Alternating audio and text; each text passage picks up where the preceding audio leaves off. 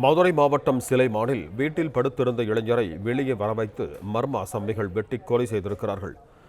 இதுகுறித்து கூடுதல் விவரங்களோடு இணைகிறார் எமது செய்தியாளர் ராஜ்குமார். வணக்கம் ராஜ்குமார், உங்களிடம் இருக்கும் தகவல்களை சொல்லுங்க.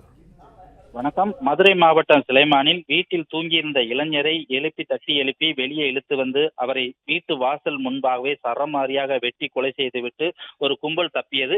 இதனால அப்பகுதியில் பரபரப்பு ஏற்பட்டிருக்கிறது. மதுரை மாவட்டம் சிலைமான் பிள்ளையார் கோவில் சேர்ந்த சுப்பிரமணி, இவருக்கு 2 மகளும் அழகசாமி என்ற மகனும் உள்ளார்.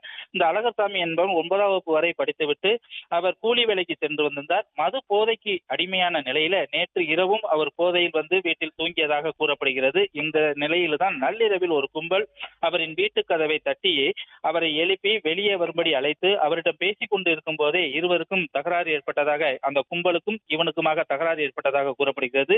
இந்த நிலையில் அந்த கும்பலானது இவனை சரமாரியாக வெட்டி கொலை செய்துவிட்டு தப்பியது. உடனடி தகவல் அறிந்து வந்த சிலைமான் போலீசார் உடலை கைப்பற்றி உடற்கூறு ஆய்விற்காக மதுரை அரசு ராஜாஜி மருத்துவமனைக்கு அனுப்பி வைத்துவிட்டு வழக்கும் பதிவு செய்தனர். மதுப்போதையில் தகராறு ஏற்பட்டு இளைஞர் வெட்டி கொலை செய்த சம்பவம் அப்பகுதியில் பெரும் பரபரப்பை ஏற்படுத்தி இருக்கிறது.